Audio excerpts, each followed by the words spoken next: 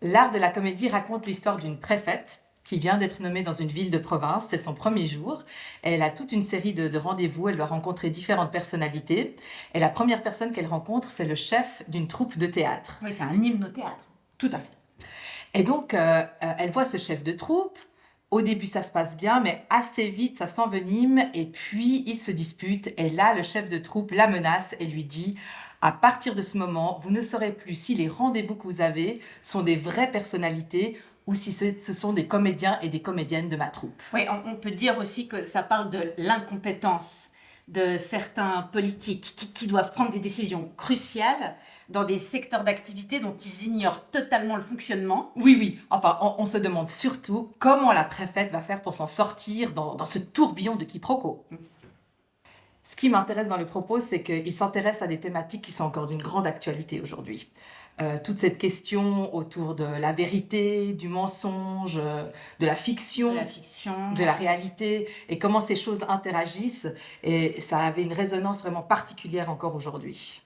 Ça parle quand même de problématiques qu'on retrouve aujourd'hui, déjà ne serait-ce que la place de la culture. On en a beaucoup parlé ces dernières années de l'utilité du théâtre dans l'espace public. Oui, et cette question justement de comment le mensonge et la vérité interagissent, comment la réalité et la fiction en fait se trouvent mêlées l'un à l'autre. Oui, et les gens, ils ont besoin aussi de s'identifier aux personnages, aux situations. C'est comme un miroir de leur vie. Alors, on a choisi cette pièce déjà pour son ton, parce qu'on trouvait que sa manière d'aborder les questionnements, d'aborder justement ce regard sur la société se faisait par le biais du rire. Par l'absurde aussi. Oui, et puis qu'il y avait ce rythme effréné du spectacle, ce rapport aussi au jeu des comédiens et des comédiennes.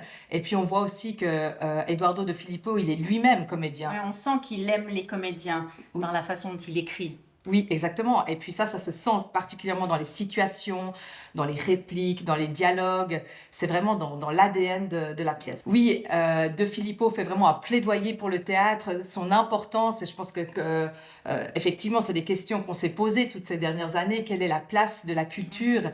Et aujourd'hui, plus que jamais, on se dit que c'est un lieu où la fiction et donc le mensonge aussi sont assumés et donc qu'on peut à travers ça, regarder le monde vraiment les yeux dans les yeux. Et j'ai eu quand même cette chance que Nalini change le rôle du préfet en préfète. Parce que ça, c'est quand même une bonne nouvelle par rapport à cette mise en scène.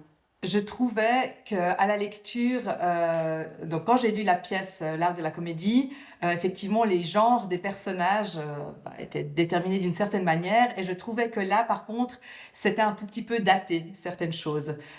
Voilà, on avait un peu l'institutrice qui était une femme, le curé qui était évidemment un homme, la fonction politique qui était aussi assumée par un homme, et voilà, comme j'avais aussi envie que cette pièce réponde plus au monde dans lequel on vit, je trouvais ça pertinent aussi de mettre ce rôle au féminin.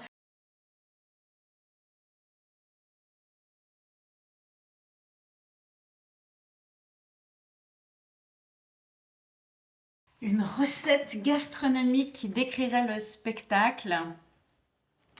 Bon, c'est vrai que là, moi, je prendrais forcément quelque chose de la cuisine italienne, mais je pense vraiment assez basique, un plat de pâtes, vraiment. Ouais, mais alors les pâtes à la puttanesca. Voilà. Pour ceux qui connaissent, qui sont des pâtes très piquantes, avec une sauce très piquante, très relevée. Donc, al dente et avec une pointe de piment. Ouais.